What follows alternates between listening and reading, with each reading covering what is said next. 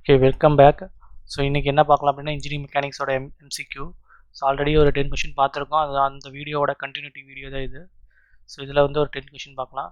So first question 11th question வந்து பார்த்திங்க அப்படின்னா 4 forces P, 2P, 3P and 4P acting along the sides of square taken in order resultant force is. So இதில் வந்து பார்த்திங்க அப்படின்னா 4 force act ஆகிட்டு இருக்கு. Pங்கிற force 2P, 3P and 4P acting at a ஸ்கொயரில் வந்து ஆக்ட் ஆகிட்டு இருக்கு. ஸோ அதோட ரிசல்டன் என்னன்னு கேட்குறாங்க. ஸோ அதோட ரிசல்டன் வந்து பார்த்திங்க அப்படின்னா ஃபஸ்ட்டு ஆப்ஷன் வந்து பார்த்திங்க அப்படின்னா 0 கொடுத்துருக்காங்க. 0 தென் 2√P 2√2P 2P √5P. So நம்மளுக்கு தெரியும் ஸ்கொயர். ஸோ ஸ்கொயரில் ஒரு சைடு வந்து பார்த்திங்க அப்படின்னா P ஆக்ட் ஆகிட்டு இருக்கு, இன்னொரு சைடு வந்து 2P ஆக்ட் ஆகிட்டு இருக்கு, இன்னொரு சைடு வந்து 3P ஆக்ட் ஆகிட்டு இருக்கு, இன்னொரு சைடு வந்து பார்த்திங்க அப்படின்னா 4P ஆகிட்டு இருக்கு. ஒவ்வொரு சைட்லேயும் வந்து different force will be acting. ஒவ்வொரு சைட்லேயும் டிஃப்ரெண்ட் டைப் ஆஃப் ஃபோர்ஸ் வந்து ஆக்ட் ஆகிட்டு இருக்கு. இதில் வந்து எக்ஸ் அண்ட் ஒய் டைரக்ஷன் வந்து எடுத்திருக்கோம். ஸோ இப்படி வந்து பார்த்திங்க அப்படின்னா P ஆக்ட் ஆகிட்டு இருக்கு. ஸோ ஆப்போசிட்டில் வந்து பார்த்திங்க அப்படின்னா 3P ஆக்ட் ஆகிட்டு இருக்கு. இப்போது ஒய் டைரக்ஷனில் மேலே பார்த்திங்க அப்படின்னா 4P ஆக்ட் ஆகிட்டு இருக்கு, கீழே டைரக்ஷன் வந்து பார்த்திங்கன்னா 2P ஆக்ட் ஆகிட்டு இருக்கு. இது வந்து பாசிட்டிவ், இந்த பக்கம் நெகட்டிவ், மேலே பாசிட்டிவ், கீழே வந்து நெகட்டிவ். ஸோ அதோட ஆங்கிள் ரிசல்டன் ஃபோர்ஸ் வந்து 45 டிகிரி ஆக்ட் ஆகிட்டு இருக்கு. ஓகேங்களா? So the resultant of 4 vectors in x y directions are the resultant in x direction is. So x direction first நம்ம எடுத்துக்கிறோம். ஸோ எக்ஸ் டைரக்ஷனில் வந்து பார்த்திங்க அப்படின்னா ஃபஸ்ட்டு நம்மளுக்கு வந்து எக்ஸ் டைரக்ஷனில் வந்து P ஆக்ட் ஆகிட்டு இருக்கு. அந்த Pக்கு வந்து ஆப்போசிட் என்ன ஆகிட்டு இருக்கு அப்படின்னா 3P ஆக்ட் ஆகிட்டு இருக்கு. அதுக்கு ஆப்போசிட்டில் வந்து P ஆக்ட் ஆகிட்டு இருக்கு. So 3P - P is equal to 2P act ஆகிட்டு இருக்கு. ஸோ இப்போ வந்து பார்த்திங்க அப்படின்னா இந்த டைரக்ஷன். ஸோ இந்த டைரக்ஷனுங்கும் போது பார்த்திங்க அப்படின்னா negative sign. So in Y direction 4P act ஆகிட்டு இருக்கு. அதோட ஆப்போசிட் ஃபோர்ஸ் வந்து பார்த்திங்கன்னா 2P ஆக்ட் ஆகிட்டு இருக்கு. ஸோ அது வந்து பார்த்திங்க அப்படின்னா 2P in positive sign in Y direction. Y சைனில் வந்து positive direction. So that the net resultant vector is R is equal to 2P. So net ரெண்டையும் வந்து நம்ம ரெண்டு டைரக்ஷனையும் வந்து சமிஷன் பண்ணுறோம். 2P plus 2P. R is equal to 2P plus 2P. The angle of the vector is 90 degree. So angle of vector வந்து 90 degree. So the magnitude of resultant is. So magnitude வந்து பார்த்திங்க அப்படின்னா நம்ம எடுத்தோம் சால்வ் பண்ணோம் அப்படின்னா நம்மளுக்கு என்ன கிடைக்கும், இதுலேருந்து நம்ம magnitude of resultant சால்வ் பண்ணோம் அப்படின்னா 2 into √2P கிடைக்கும் in the direction of 45 degree angle or the positive y axis in 4th quadrant. So option will be B 2√2P. Next 12th question. A body of mass 10 kg moving with a velocity of 1 meter per second is acted upon by a force of 5 Newton for 2 seconds. The final velocity is option A 22 meter per second, option B 1 meter per second, option C 21 root meter per second, option D 11 meter per second. So நம்ம என்னென்ன given data கொடுத்துருக்காங்கன்னு பார்க்கலாம். The mass of the body is 10 kg. So mass வந்து 10 kg கொடுத்துருக்காங்க. Initial velocity வந்து பார்த்திங்க அப்படின்னா moving in 1 meter per second. So force acting வந்து 50 Newton. ஸோ மாஸ் வந்து 10 kg, velocity initial velocity. So வெலாசிட்டியில் 2 வெலாசிட்டி இருக்குது, இனிஷியல் ஃபைனல். ஸோ நம்மளுக்கு கொடுத்துருக்க வந்து பார்த்திங்க அப்படின்னா இனிஷியல் வெலாசிட்டி தான் கொடுத்துருக்காங்க. இனிஷியல் வெலாசிட்டி எவ்வளோ அப்படின்னா 1 meter per second வந்து கொடுத்துருக்காங்க. ஆக்டிங் ஃபோர்ஸ் எவ்வளோ ஆக்ட் ஆகுது அப்படின்னா 50 Newton வந்து ஆக்ட் ஆகுது. ஸோ ஆல்ரெடி நம்மளுக்கு தெரியும் F is equal to M into A relation. So F வந்து நம்மளுக்கு தெரியும் 50, M வந்து 10. ஸோ ஆக்சலரேஷன் A தெரியாது. By using this relation I going to find out the acceleration. 50 - 10 we got 5 meter per second square. ஆக்சலரேஷன் கிடச்சிருச்சு. So இப்போ வந்து ஆக்சலரேஷனோட ரிலேஷனுக்கு போகலாம். Initial final velocity divide by T. Initial velocity minus final velocity divide by T. So initial velocity வந்து பார்த்திங்க அப்படின்னா final velocity minus initial velocity. So final velocity நம்மளுக்கு வந்து தெரியாது, அதை அப்படியே வச்சுக்கிறோம். இனிஷியல் வெலாசிட்டி தெரியும் 1 டிவைட் பை 2. டைம் வந்து பார்த்திங்கன்னா 2 seconds is equal to 5. So solve பண்ணோன்னா நம்மளுக்கு என்ன கிடைக்கும் அப்படின்னா 10, இந்த 5 இந்த பக்கம் போச்சு அப்படின்னா 5 into 2 10 is equal to V - 1. So இந்த மைனஸ் வந்து அந்த பக்கம் போச்சு அப்படின்னா plus. So +1, 10 + 1 we got 11 meter per second. So option D 11 meter per second. Third question. particles start with an velocity of 2 meter per second and move a straight line track with an retardations of 1 meter per second square, time at which the particles of 1.5 meter from the starting point could be. So வந்து பார்த்தீங்க அப்படின்னா ஒரு particles வந்து 2 மீட்டருக்கு வந்து move ஆகிட்டு இருக்கு straight line ட்ராக்ல. ஸோ ரிடர்வேஷன் வந்து பார்த்தீங்க அப்படின்னா 0.1 மீட்டர் பர் செகண்ட் ஸ்கொயரில் ஆகிட்டு இருக்கு. ஓகேங்களா? ஸோ அதில் வந்து நம்மளுக்கு செகண்ட்ஸ் டைம் வந்து கேட்குறாங்க. So option 10 second, 20 second, 50 second, 40 seconds. So option A 10 seconds. So given வந்து என்ன கொடுத்துருக்காங்க அப்படின்னா டிஸ்பிளேஸ்மெண்ட் எஸ் கொடுத்துட்டாங்க 15 மீட்டர், இனிஷியல் வெலாசிட்டி கொடுத்துட்டாங்க u is equal to 2 metre per second, retardation is a is equal to 0.1 மீட்டர் per second square, that is minus ஏன் negative sign எதுக்காக அப்படின்னா retardation. ஸோ retardation அப்படின்னா நம்மளுக்கு minus simple, return position. So we have s is equal to u plus of at square. So 15 is equal to 2t plus of minus 0.1 into t square. So 15 is equal to 2t minus 0.05 t square. So 0.05 t square is minus பண்ணோம் அப்படின்னா we got so ஃபைனலாக resolve பண்ணோம் அப்படின்னா we got t is equal to 10 second or 10 seconds வந்து கிடைக்கும் or 30 seconds கிடைக்கும். So that the answer வந்து பார்த்திங்க அப்படின்னா நம்மளுக்கு மோர் ஆர் லெஸ் 10 seconds ஆப்ஷனில் இருக்கும். Since the particles moves in the straight line, it's need the 10 second in the backward journey. So பேக்வேர்டில் வந்து 10 seconds வந்து நம்மளுக்கு இதுக்கு ஆகிறதுனால ஃபார்வர்ட் ஜேர்னி ஆஃப் டெஸ்டினேஷன் வந்து 15 metre 1.5 metre. So option will be 10 seconds or 36. So நமக்கு ஆப்ஷனில் வந்து பார்த்தீங்கன்னா 10 30 கிடையாது. ஸோ அது 10க்கு பதிலாக 40 இருக்கும். Option will be 10 seconds. So if two bodies, one light and another heavy, have equal kinetic energy, which one have greater momentum? So ரெண்டு பாடி இருக்குது. ஸோ ஈக்குவல் கைனடிக் எனர்ஜிலாம் மூவ் ஆகிட்டு இருக்கு. ஸோ எதுக்கு வந்து கிரேட்டஸ்ட் மொமெண்டம் இருக்குன்னு கேட்குறாங்க. ஸோ எதுக்கு இருக்கும்? ஹெவி பாடிக்கு இருக்குமா, light body? Option both have equal momentum, it depends on the equal velocity. So already நம்ம வந்து பார்த்திங்க அப்படின்னா ரெண்டு பாடி. ஸோ ஒரு பாடி வந்து பார்த்திங்க அப்படின்னா light body, heavy body. So light பாடிக்கு வந்து பார்த்திங்கன்னா small m kg, initial velocity வந்து ஸ்மால் வின்னு எடுத்துருக்கோம். So for heavy body capital M, velocity will be capital V. So kinetic energy நமக்கு தெரியும், small m v the whole square divide by 2m, capital M v square divide by. இது ரெண்டையும் வந்து பார்த்திங்க அப்படின்னா ஈக்குவேட் பண்ணுறோம். ஸோ ஈக்குவேட் பண்ணும்போது பார்த்திங்க அப்படின்னா capital M divide by small m is less than 1.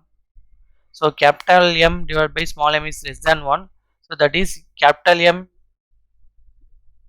small m into small v is less than capital M into capital V.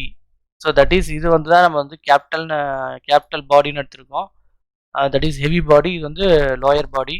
So அப்போ கண்டிஷன் வந்து என்னன்னு பார்த்தீங்கன்னா heavier body has the highest momentum சொல்கிறாங்க. ஓகேங்களா? So highest momentum வந்து பார்த்தீங்க அப்படின்னா heavier பாடிக்கு தான் இருக்கும்.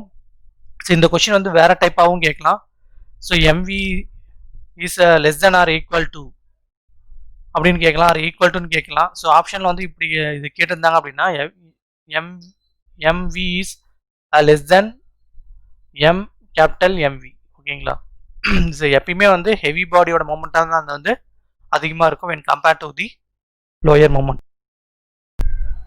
இந்த கொஸ்டின் வந்து இந்த ஈக்குவேஷனை கொடுத்தும் கேட்கலாம், அது ஈக்குவலாக ரெண்டு ஈக்குவலா இல்லை லெஸ் தேனா ஆர் ஈக்குவலா அப்படின்னு கூட கேட்கலாம்.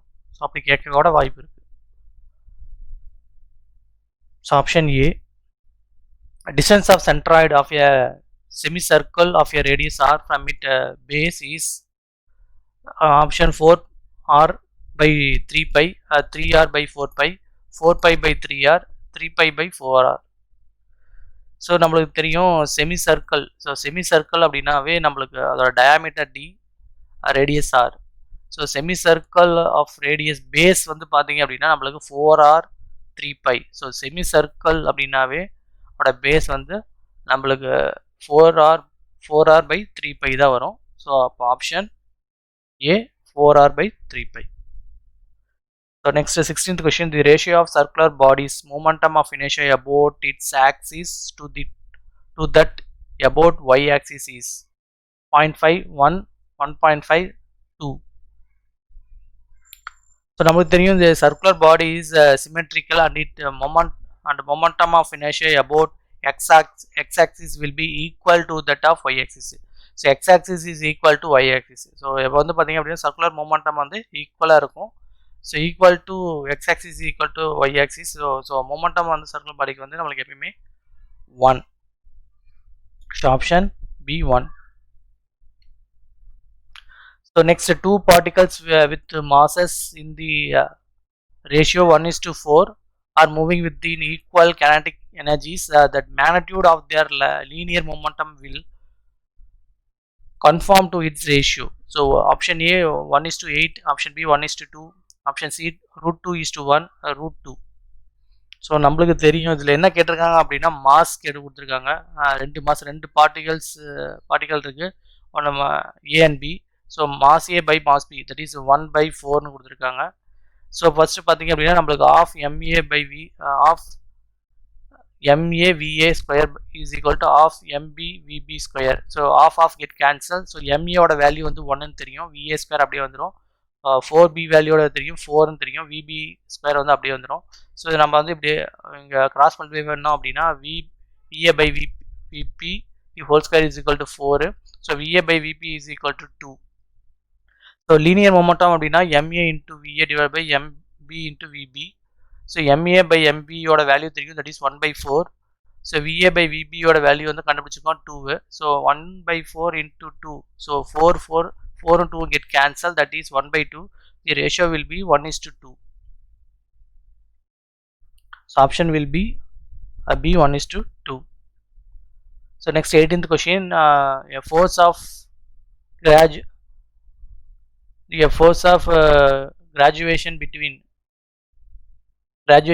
two bodies will be inversely proportional to the square of the distance between their center of masses if. So வந்து பார்த்தீங்க அப்படின்னா gravitation of two body inversely proportional to the square distance between the centre of mass. So ஆச்சு அப்படின்னா இப்போ வந்து என்னன்னு கேட்குறாங்க, the bodies are of constant density, the bodies are same shape and size of oriented, the bodies are symmetrically about the centre of mass, even the bodies are of an arbitrary shape. So நம்மளுக்கு தெரியும் gravity force is directly proportional to M mass 1 into mass 2 divided by d square. So இது வந்து பார்த்தீங்க அப்படின்னா F graduation refers to the force of graduation between the two bodies. So F வந்து எப்பயுமே directly proportional to 2 mass divided by d. So M1 வந்து represent என்ன அப்படின்னு பார்த்தோம்னா mass of the object 1, M2 வந்து mass of the object 2. So D represent the distance separation the object centre. So object centre வந்து பார்த்தீங்க அப்படின்னா டிங்கிறது வந்து ரெப்ரசன்ட் தி டிஸ்டன்ஸ் செப்பரேஷன் பற்றி ஆப்ஜெக்ட் சென்டர். ஸோ அப்போ வந்து இதில் நம்ம என்ன கன்க்ளூட் பண்ணுறோம் அப்படின்னா centre of mass. So centre of the body of the symmetrical above the centre of mass. So வந்து பார்த்தீங்க அப்படின்னா சென்டர் ஆஃப் மாஸில் தான் வந்து பார்த்தீங்க அப்படின்னா சிமெட்ரிக் வந்து ஆக்ட் ஆகும். So option will be C, the body symmetrically above the centre of mass. The simplest result of a spatial parallel force system is always option A, a momentum and a force and momentum, option B, a force or momentum, option C, a force, option D, a momentum. Spatial parallel force system அப்படின்னா என்னன்னு பார்க்கலாம். The resultant of parallel force is in space. The resultant of parallel force in space will act at a point where it will create a equivalent translational and rotational effect in the system. So that is moment. So moment தான் வந்து பார்த்தீங்க அப்படின்னா நம்மளுக்கு spatial சிஸ்டம்ஸில் வந்து act ஆகுது அப்படின்னு சொல்கிறாங்க. So option will be D. So வந்து பார்த்தீங்க அப்படின்னா ஒரு ஃபோர்ஸ் ஆக்ட் ஆகிட்டு இருக்கு, இந்த எக்ஸ் அண்ட் ஒய் ஆக்சிஸில் வந்து பார்த்தீங்க அப்படின்னா மொமெண்டம் வந்து கிரியேட் ஆகுது. So option will be D. So question number 20, a rigid body is in the equilibrium when. So எப்போ வந்து இந்த rigid body வந்து equilibrium இருக்கும் அப்படின்னு கேட்குறாங்க. The rate of change of linear momentum is 0. The rate of changes of angular momentum is 0. The sum of all external force is 0. All these are true. So number 3, for rigid body in the statical equilibrium, the external force and the momentum are balanced. So external ஃபோர்ஸும் momentum வந்து balance ஆயிரும் static equilibrium கண்டிஷனில். will impact no translational or rotational motion of the body. So அது வந்து balance பண்ணனால ரொட்டேஷனோ translation வந்து நடக்காது.